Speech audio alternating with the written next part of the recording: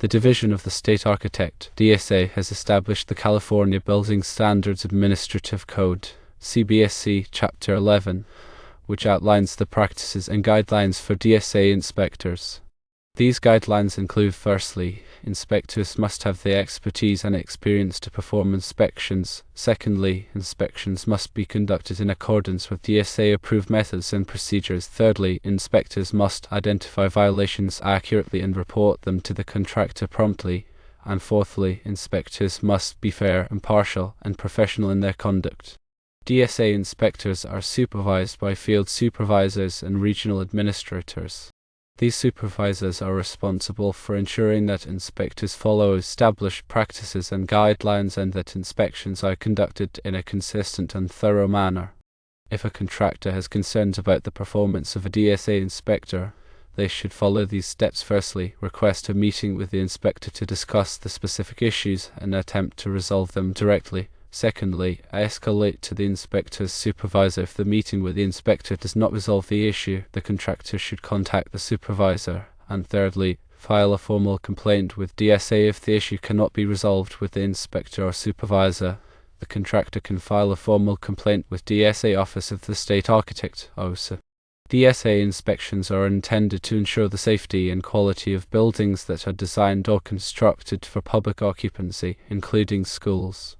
Inspectors play a vital role in protecting the public by verifying that buildings meet the applicable building codes and standards. If a contractor believes that a DSA inspector has acted unlawfully or negligently, they may consider legal action. However, it is important to note that contractors do have the responsibility to perform work in accordance with their contracts and the applicable building codes.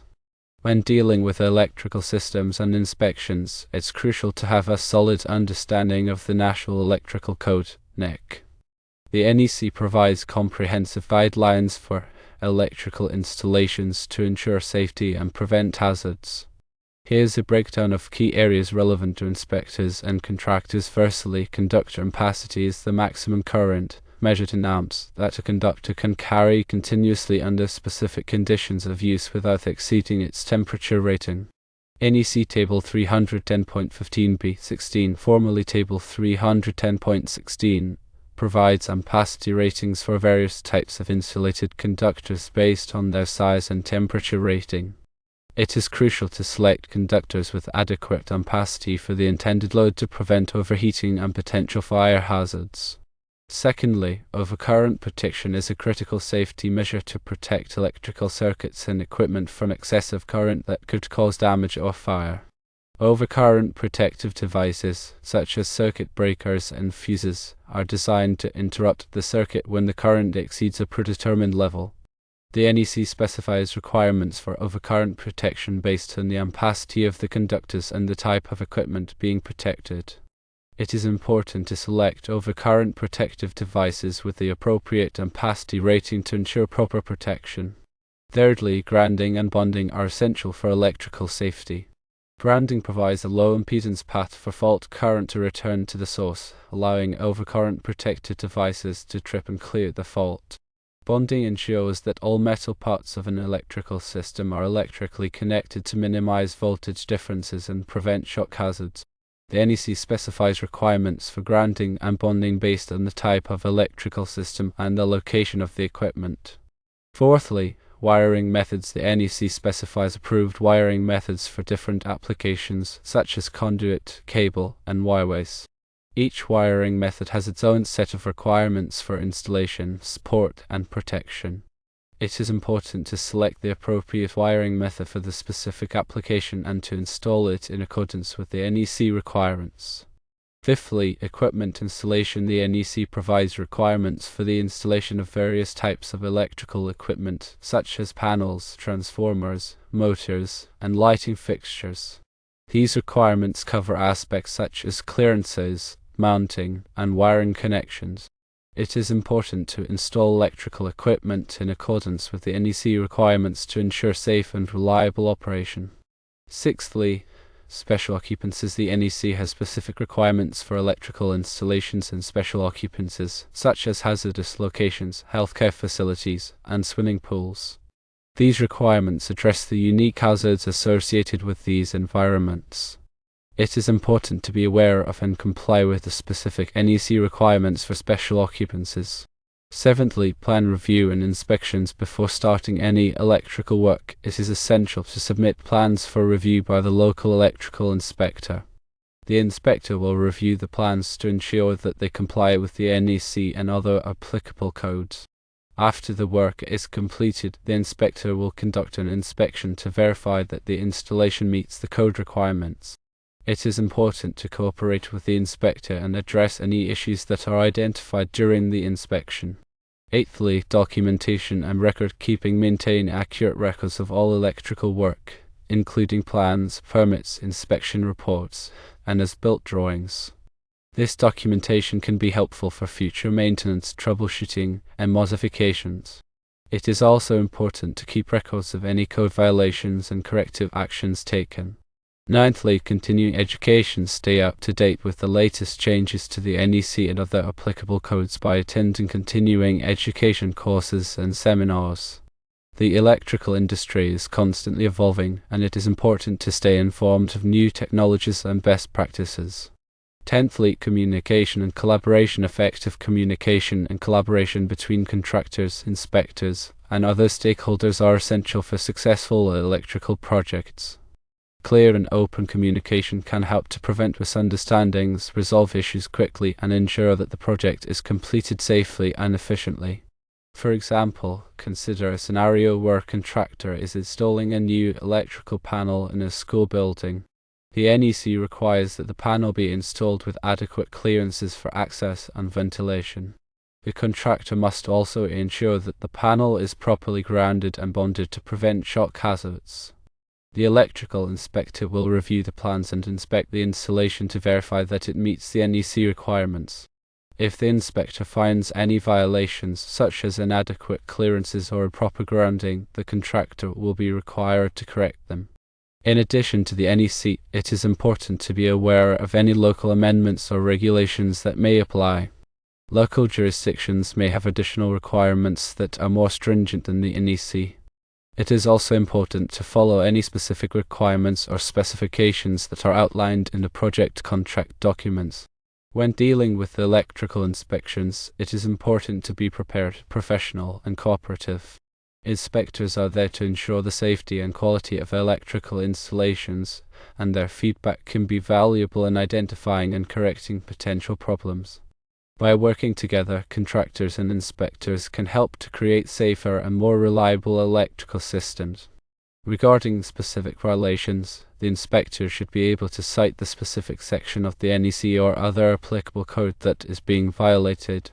The contractor has the right to ask for clarification and to challenge the inspector's interpretation if they believe it is incorrect. If the contractor and inspector cannot reach an agreement, the contractor can appeal the inspector's decision to a higher authority. Remember, electrical safety is paramount, and compliance with the NEC and other applicable codes is essential to protect people and property from electrical hazards. Always consult with qualified professionals and follow best practices when working with electrical systems.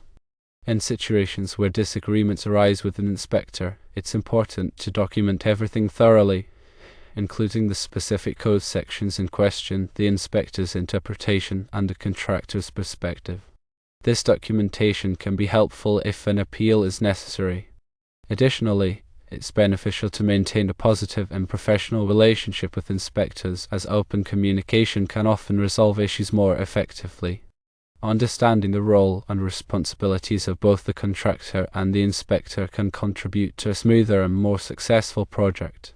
The contractor is responsible for performing the work in accordance with the contract documents and the applicable codes, while the inspector is responsible for verifying that the work meets those requirements. By working together and communicating effectively, both parties can help to ensure the safety and quality of the electrical installation. Consider the situation where an inspector cites a violation related to the grounding electrode system.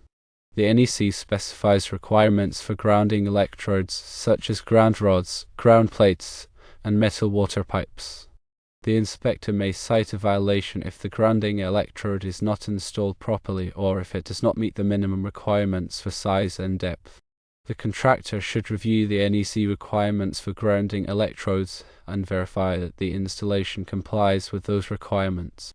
If the contractor believes that the installation does meet the requirements, they should discuss the issue with the inspector and provide documentation to support their position. If the inspector and contractor still cannot reach an agreement, the contractor can appeal the inspector's decision to a higher authority.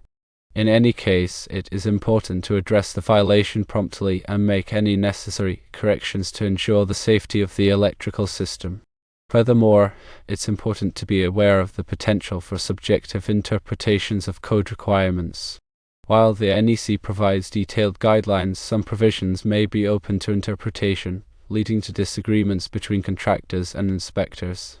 In these situations, it's helpful to consult with other qualified professionals, such as electrical engineers or consultants, to obtain a second opinion. Additionally, attending industry training and educational events can provide valuable insights into code interpretations and best practices. Ultimately, the goal is to ensure that the electrical installation meets the intent of the code and provides a safe and reliable system for the end user. Communication, collaboration, and a willingness to learn are essential for navigating the complexities of electrical codes and regulations. Let's delve deeper into specific areas of the NEC that are often subject to interpretation and discussion. Firstly, Article 250 Grounding and Bonding. This article covers the requirements for grounding and bonding electrical systems to ensure safety and minimize the risk of electrical shock.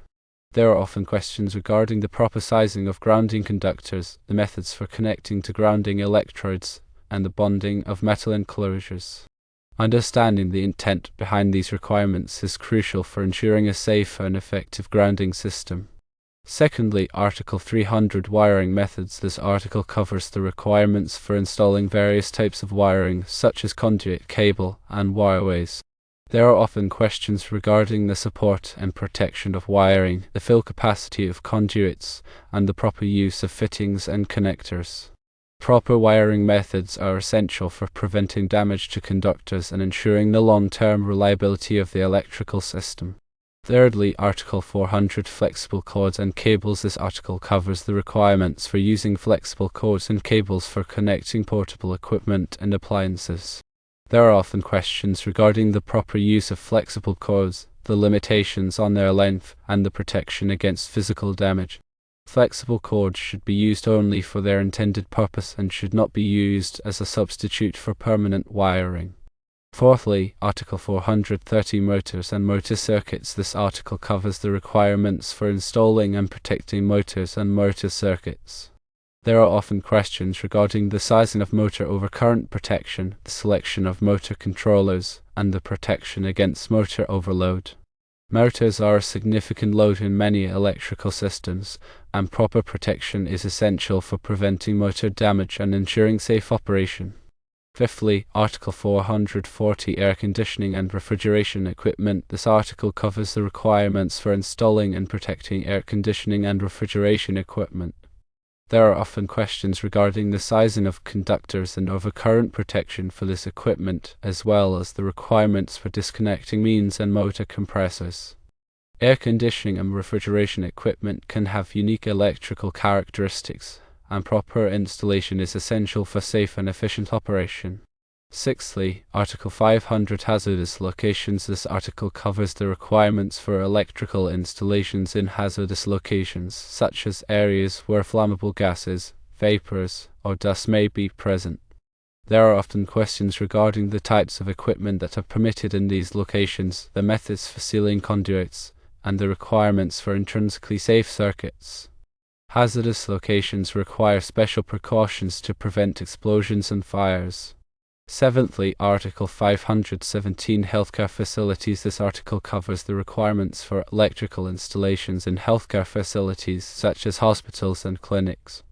There are often questions regarding the requirements for essential electrical systems, the grounding of patient care areas, and the use of isolated power systems. Healthcare facilities require a high level of electrical reliability to ensure the safety of patients and staff. Eighthly, Article 680 swimming pools, fountains, and similar installations. This article covers the requirements for electrical installations in and around swimming pools, fountains, and similar installations. There are often questions regarding the bonding of metal parts, the grounding of electrical equipment, and the use of ground fault circuit interrupters, GFCIs. Swimming pools and fountains present a significant electrical hazard, and strict compliance with the NEC is essential to prevent electrocution.